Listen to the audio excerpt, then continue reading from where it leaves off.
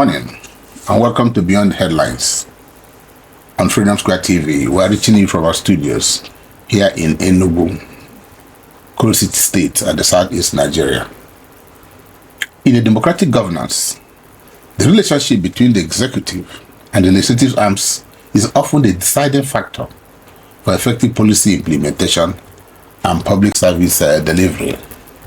While both arms are constitutionally independent, their collaboration is often vital for stability, budget approval, legislative reforms, and the execution of development projects. In Enugu State, Mbah's administration has made noticeable efforts to maintain a harmonious legislative-executive relationship. This has been evidenced by smooth budget passages, aligned policy priorities, and the absence of public political rifts that often derail governance in other states. The benefits of this stability have been reflected in improved service delivery, from infrastructure expansion and healthcare programs to educational reforms and increased investment inflows. However, the sustainability of this peaceful coexistence requires ongoing dialogue, mutual respect, and a shared vision for the people of Enugu State. Our guest brings a unique perspective. He understands governance both at the grassroots and state levels, and has witnessed how friction or peace between arms of government can directly affect communities. His insight will help unpack what is being done right, where challenges remain, and how Enugu can institutionalize this cooperation for long-term goals. Today, we'll focus on Governor Peter Mbah's consolidating on the peaceful legislative-executive relationship for good governance in Enugu State. Why does this matter? Why is it important? It is because in politics, harmony between lawmakers and the executive is not just a feel-good story. It is the foundation for stable, effective, and people-focused governance. Joining me this morning to explore this subject matter is a respected political leader and grassroots mobilizer. So my guest is Right Honorable Sam Ngene. He is actually the chairman, former elected local government chairman in Enugu State, and of course a former member of the Enugu State House of Assembly. He is still standing election for that same position, but that's a story for another day. So, Right Honorable Ngene. Thank you. Welcome to Beyond Headlines. Thank you so much. It's a pleasure to have you. Thank you. Well, you've been in leadership long enough to know how fragile the relationship between the legislative and the executive can be. You are once a local government chairman, you had a legislative council, you've been in the House of Assembly, you've seen it all. So in your observation, what has Governor Peter Mbah done differently to maintain this level of peace in Enugu State? First of all, I want to take it from the aspect of what is legislature, who is also a legislator, Okay. and then what is executive, and who is the executive. Because that will give us a background information of what we want to discuss now. Go ahead. If you talk about the word legislature, it simply means representative of the people. It simply means that as people, representative of the people saddled with the responsibility of making laws and speaking through bills and motions. Then you talk about who is a legislator. It's not different from legislature as an arm of government. It's a legislator is also saddled with the responsibility of making laws. He speaks through bills and motions. In our context here, a lot more times you hear legislators try to projects and other things that people feel will make them be noticed by the people. But that is not actually the job of a legislator. The job of a legislator is to make sure that you check and balance with the executive. You make laws, you speak to bills, you debate on the floor of the House, and vote when necessary. So I haven't said this about the executive, about the legislature and the legislator. The executive are there to now execute and implement policies, execute the laws that are being made by the legislature, and then other policies that are being churned out. So you see that both arms of government needs to work extremely together to be able to achieve reasonable governance, a positive governance to the people. And then if you want to put the Enugu state in the light as regards this, you will now begin to see that I believe that the governor is doing very well in that aspect, because there should be that information dissemination. What I mean by this is that there should be a collaborative way they discuss issues.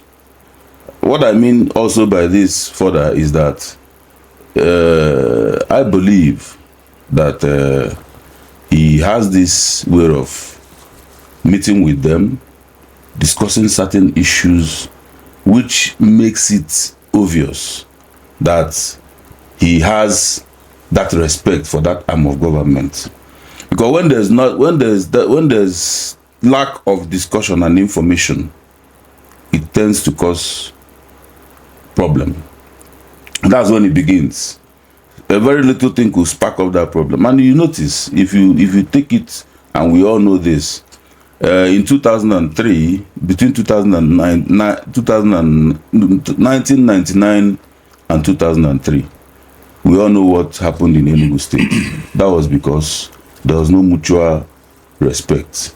There was no proper understanding. I don't believe there was information gathering for both.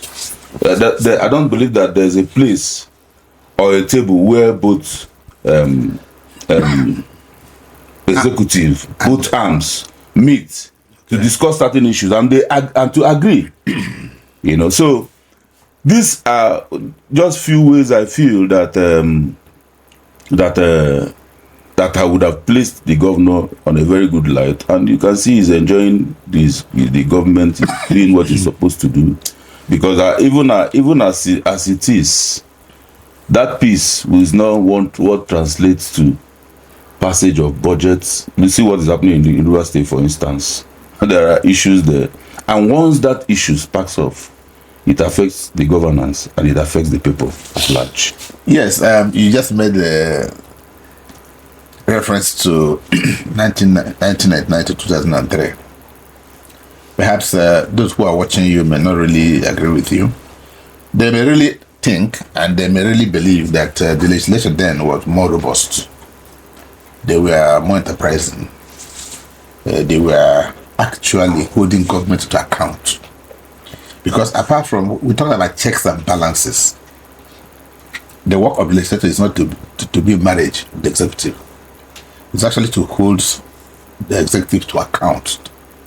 The legislature is like the people's parliament, where you can ask questions on issues. Okay? So, 1999 to 2003, we had a kind of, some people call it legislative rascality, but it was activism at its best. But that's by the way. From your grassroots perspective, how has this harmony in Enugu now, because that's our focus, we talked about the past, how has this harmony in Enugu translated into tangible benefits for the average Enugu citizen? Okay. You said this one was the past. But we make reference to the past in the future. sometimes.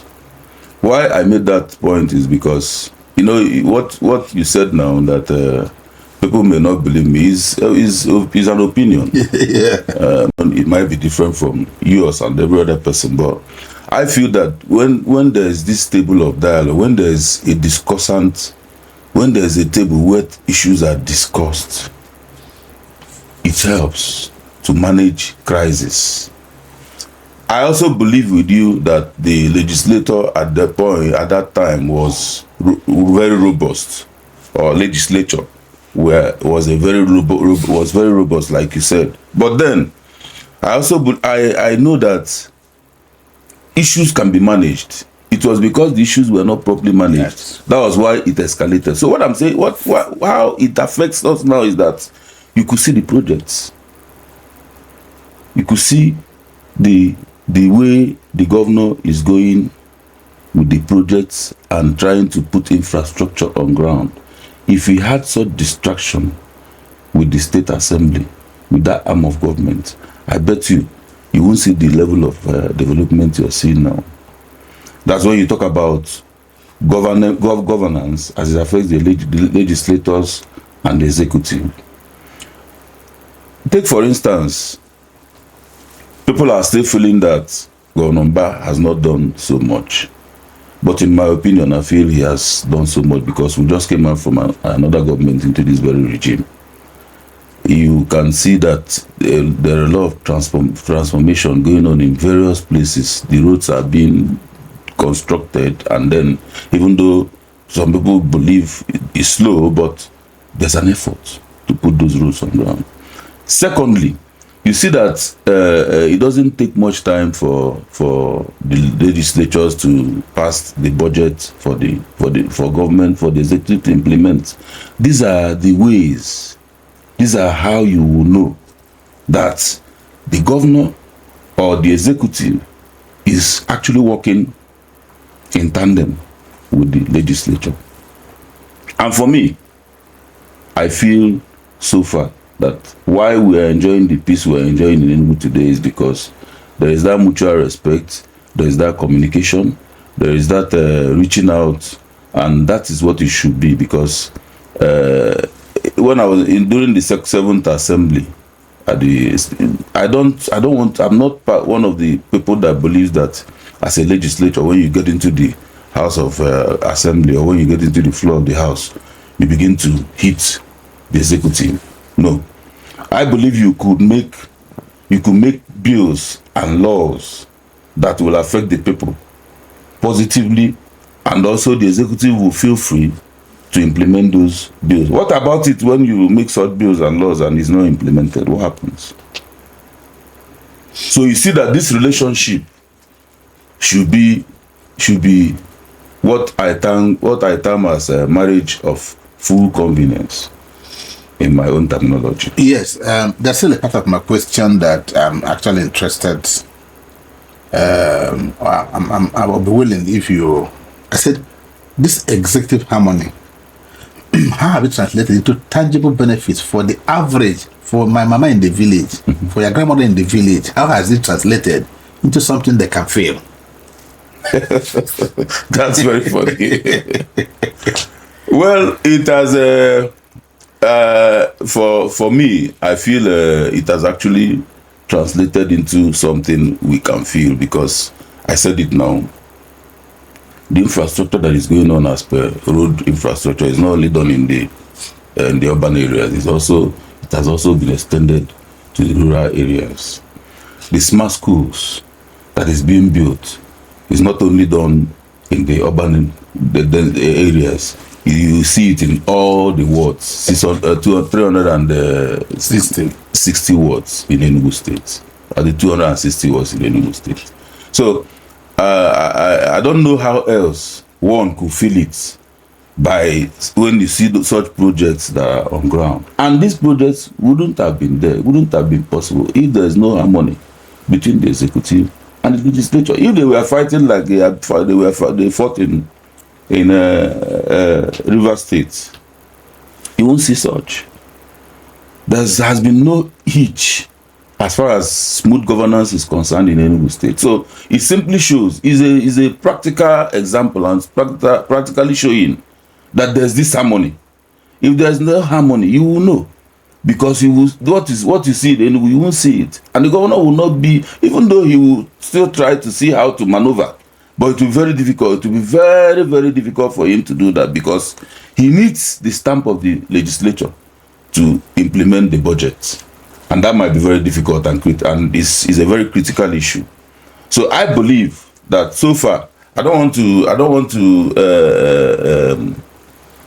like some people will say, I want to just make it, I want to put it on ground that the smart schools, these are just the two things I could lay my hands on now, and the roads will ply. And the type 2 hospital. And the type 2 hospital, thank you so much. Yes. That is okay, but conversely, you see, it is not all Uhuru. Conversely, those average Nigerian Enugu citizens talk about tax. They said, look, they're in trouble. Once I had the chairman of Internal Revenue on my show, and he said, no. People didn't understand. He tried to explain. But in spite of that, people still believe that there's high taxation in the state, and that the House of Assembly is doing absolutely nothing, even to intervene. So that's why we're asking, how has it helped the average person in Enugu State?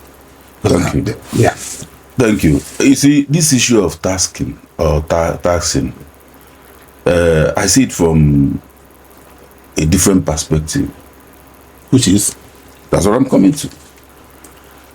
The governor has never I don't think he has done something out of place. The only thing is that our people are not used to paying tax. We want to enjoy government.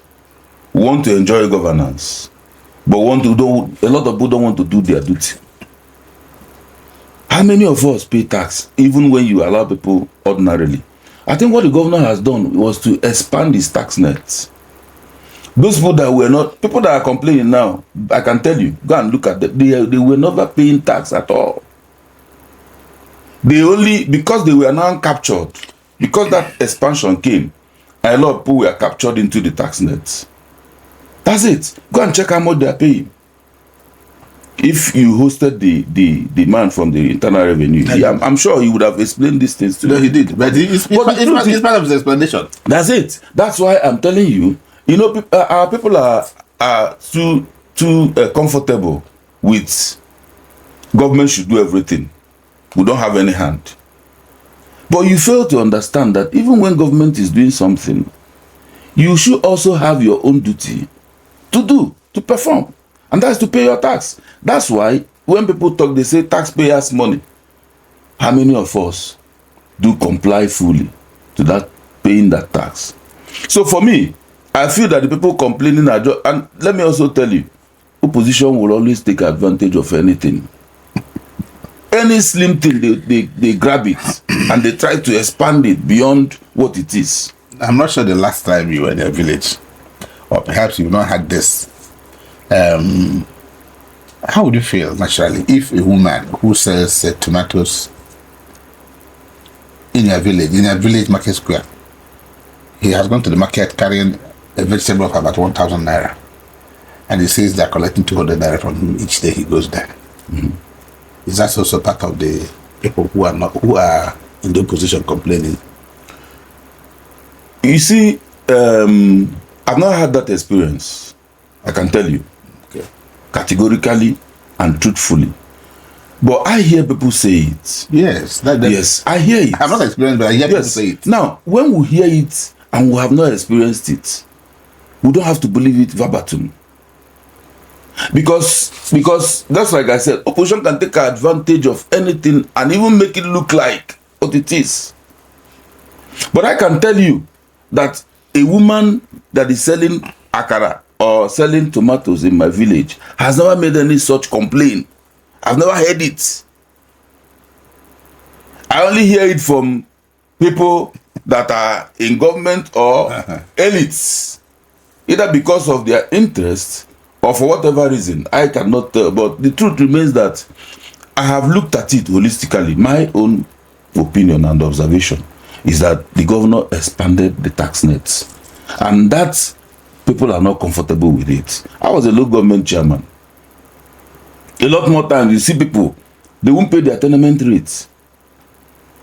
You will go and place a demand notice. What demand notice does and what it implies that when you have it, you go to the council and pay. They will not. And because there are no measures to people who do not pay it, at the time, even the people that are paying will begin to slack in paying. And it's not good for government. What I feel is that people should understand that much as government has the responsibility to put infrastructure on ground, put security, there are ones we are supposed to do, and that is paying our tax. Okay, that's okay. Your forum, where you are chairman, brings together former local government chairman. Yeah. And that's a big organization. If you check the number of people that turn out almost every 2 or 4 years, who are local government chairmen, who are now ex, what role do you think you and your colleagues should play in sustaining the spirit of collaboration at both state and local levels? Chairman is an influencer. He's a major stakeholder, not only just in his community, but even in his local government. Because that was where, at one point in time, he was king. Definitely. He has influence. So, is there any way your association is helping both the state and local government to continue in the collaborative mode, as now statesmen, so to speak? You see, the issue of former local government, former association of former local government chairman, it was actually birthed by the fact that we looked at chairmen as being very vulnerable once they leave office. A lot of castigations, a lot of aspersions, a lot of enemies.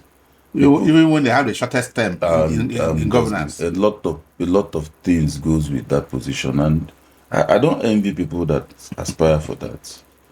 If not that I've been there, of course, maybe I might not speak the way I'm speaking now. Yeah, you won't but have haven't been experience. there. It's an experience. You see, a situation where you finish serving the people, even with your might, your strength, your energy, and when you come out, you become like a rag. Nobody wants to associate with you anymore. It's dangerous. And the purpose of forming that association is simply to have a place where we now come together, because it happens that at a time, a lot of them tends to fuse out from political scene. So, but what the association does, what it started, the major aim of that association is to have a place where they can always come out and we'll discuss issues about our welfare, about the political situation in the state, and that's why our meeting comes every 2 months. You know, we meet and we'll discuss such things. But if you look at the association also, it's purely new. Still new, still a baby. We are trying to put it together so that we'll be able to use it effectively to make our members not to feel relegated, not to feel like they are nobody anymore, because that's the picture that is being painted by people. I mean, when by people on them when they leave office. So what the association does is to rekindle that strength, that political interest that a lot of us might have started losing. So the association is doing its best to have that collaboration, but you also know that it's not always easy when you leave office as a local government chairman, and then for you to be able to get yourself integrated at the local government level, even in the state level, you find it very difficult because there's going to be a lot of scheming, a lot of fighting. But at the end of the day, you will still notice that, like you said, when we were starting this program, we were the king, and that at some point we were very large at the grassroots, And having said this, I think one of the major things, first of all, is to bring them together and rekindle that interest, and then we'll take it from there. We'll discuss a lot of issues, which I wouldn't want to say here, but anybody who is a former local government chairman and who comes out of office is welcome to the forum. Okay, thank you. If you've been a local government chairman, you are out of office, you are free to reach the association. Perhaps you may be admitted. I don't think it's automatic.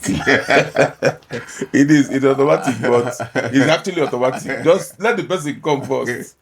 Okay. Let him come first. That's what I'm saying. We'll just take a short break. When we come back, we'll come to an issue of checks and balances between the executive and the legislature. It's an issue that when I posted this flyer for this program, somebody said, collaboration.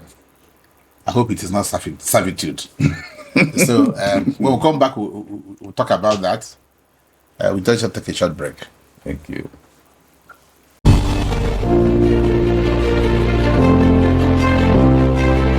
Not everything makes it into the headlines, but we bring you the full story. Join Uchenna Cyril Anyoke, a renowned media personality and former president of the Nigerian Publishers Association, as he unpacks the real issues behind the news, from politics to public policy, economy to human rights. Nothing is off limits. Expert guest, in-depth conversation, local and global perspective. New episode every week on Facebook and YouTube. Watch now on Freedom Square TV. Follow for updates and behind the scenes clips. Beyond the headlines, beyond the news.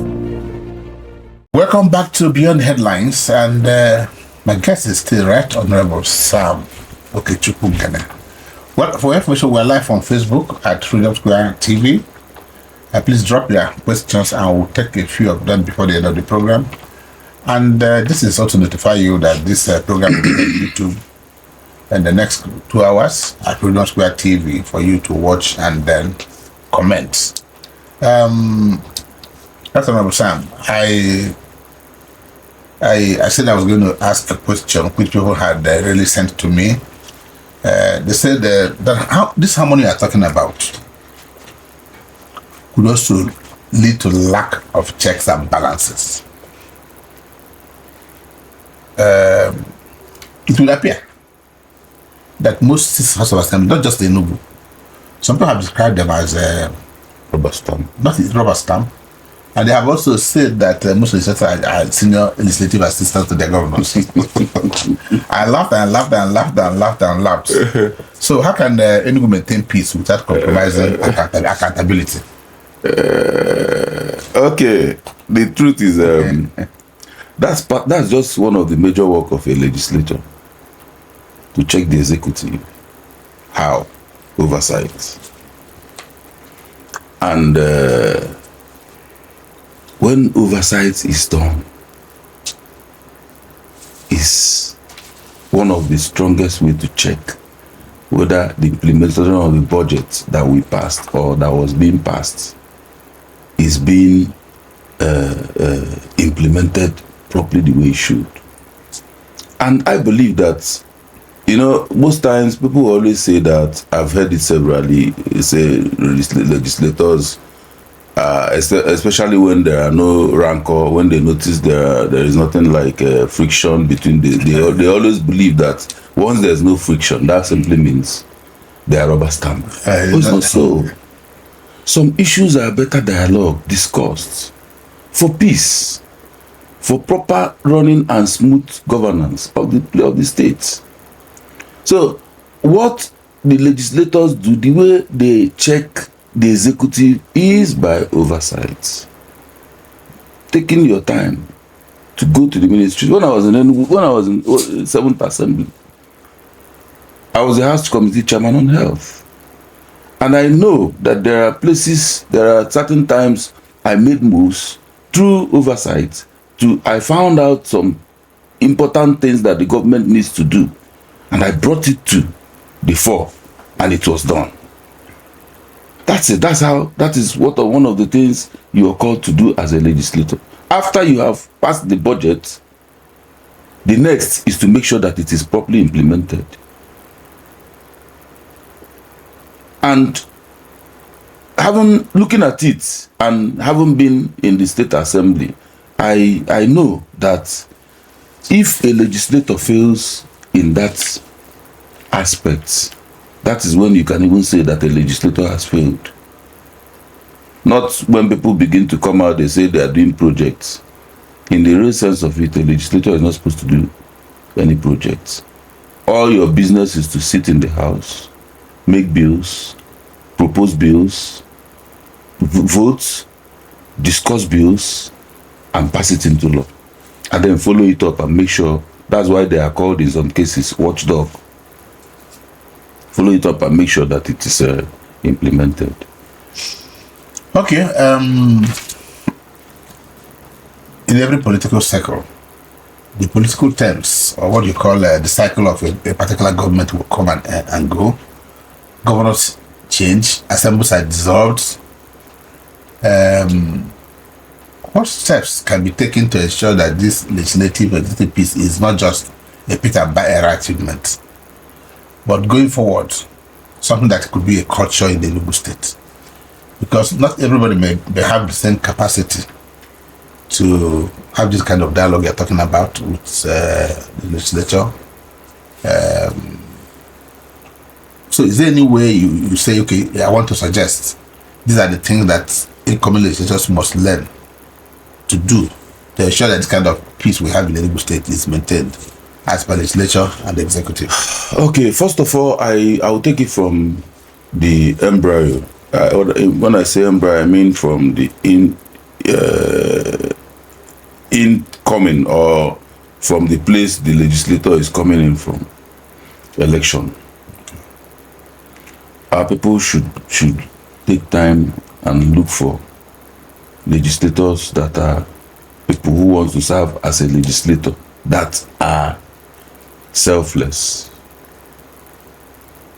If we start it from that angle, without being too political about it, but this man, from his record, he has this track record of knowing how to maneuver in a murky water and then come out with success or something good or tangible thing that is good that will affect the people positively. Let us start from there, because most times you see people get so carried away. Isn't the people that you elect to position of legislators, they go there to discuss issues concerning you. That's what it should be. Yeah. But a situation where you elect people who go there to discuss only themselves, it becomes an issue. So I believe that should be the first point of call. How do we elect the people that go to represent us? That should be number one. People that are selfless, people that have integrity, that will get in there and remember that they are there for the people and not for themselves alone. That's number one. Then two, we cannot just say that what is happening in this regime can be translated in the next regime, because you don't know the people that are coming in. So what I feel that should be done at that point is there should be enough seminars, workshop for legislators to learn that there are some other ways you can approach issues and matters without raising the mace. Or trying to break it. Without breaking the mace, without giving punches, even though it's not only in our context, that it also happens in the Western country. So these are the ways, because when a lot of people come in there being naive, they don't even understand what it means to be a legislator.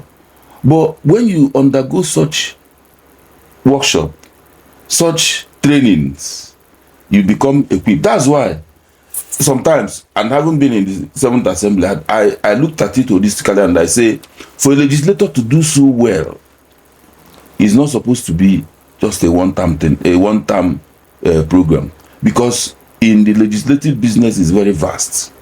You need to learn how to approach matters. You need to go on. You need to go through this tutelage of trainings and seminars, and then by the time you finish it your first time, when you are very ripe to now implement it, you're thrown out of the business of politics. So, if I am here to even suggest and solicit that legislators should be given more time, and as a matter of fact, I've seen it by experience that the more a legislator stays in office, the stronger and the more better he performs. Why? Because he must have garnered so much experience. So that is all about that. Okay, Thank you. We're going to make a shift from the legislator executive challenges to something more practical. Okay. You're a member of the People's Democratic Party of Nigeria. Thank you. The PDP. Yeah. The PDP is would appear to be in ICU, intensive care unit. From Abuja to everywhere, people are defecting. There's still rumors of defection. Do you think a party will come out of this? PDP really this sick? Oh my God! The truth is, they will definitely come out of it. You see, party is for everybody. Party is for everybody. And PDP as a party in question, now you said is in the ICU. It depends. For me, in Enugu State, PDP is alive. Yeah. In this state of Enugu State, PDP is alive.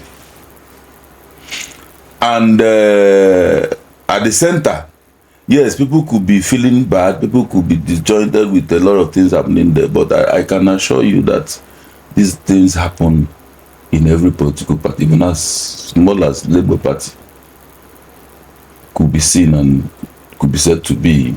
Even in this APC, before you know it, there will still be crisis there. So it's a place where a lot of people are come together to begin to look at themselves and assume being together when the interests does not clash. But once the interests start clashing, you begin to see those depletion. So I believe PDP will come out of this quagmire. Okay, that's a high hope. Really high hope. A lot of people have been calling on the governor of Enugu State to leave PDP.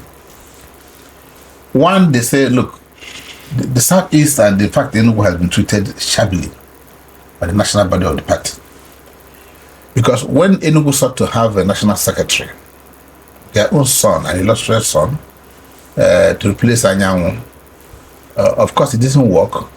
Even when the Southeast governors, Southeast the PDP met in Enugu and took a decision, which was relayed by a governor and our governor, and saying, if you don't take Udokwe, we will consider our stay in PDP. 48 hours after he said that, the national PDP retained Anyanwu. So it would appear, whether you agree or not, that the national PDP has not been fair to the Southeast, and in particular, the Enugu PDP, which of course is like an island in the whole of Southeast. The rest of the states in Southeast are not PDP. So Enugu is just like an island. Mm-hmm. And so, do you support those? Are you part of those who are calling their governor, the way he has been treated, that he should start considering marriage elsewhere? Well, I wouldn't want to say that our governor has been treated badly. My opinion. This is a party thing. I think the governor is doing his best in constant dialoguing, my thinking, my own opinion. Of course, I'm not here to advise him. If I want to advise him, I'll talk to him privately. I cannot come to the national TV and begin to advise my governor and my boss. But what I feel, what I'm saying now is just what I feel, my own opinion. I believe he's still making proper dialogue. Most times, on the table of dialogue is give and take. You could be going for an issue or to dialogue an issue, and you're going with one firm mind that he has to go this way. He has to go to way A. By the time you get there, and after much talk from the person you're dialoguing with, you will now see that you have there's a need for you to move from A bit and get B a bit and put them together and make it AB. There's nothing impossible in the field of politicking. A lot of people have said they won't leave PDP. Before you know, they left PDP. Yeah. So the equation is not 1 + 1, which is 2. So for me, I believe as a viewer, spectator, somebody watching, that the governor is taking his time in deep dialogue to make sure that he does not make a mistake, that he does not take an action by impulse that might jeopardize the entire citizenry of Enugu State, not to talk of the country at large. I like it when I have guests who are quite cautious. Who are quite cautious. Well, on that very positive note, right, Honorable Sam Ngene, we want to thank you for sharing your insights. Thank you. You said it all. From what we've heard from you today, peace between the legislative and executive arms is not just about political cutscene. It is actually about delivering real results for the people. Yeah, that's true. But peace is not automatic. Yeah. It is built. Yeah. It is nurtured. And it is defended. We hope the lessons from Enugu will inspire better governance elsewhere. Yeah. So thank you very much. And to our viewers, thank you for being there. We'll do this again tomorrow. Thank you very much and have a lovely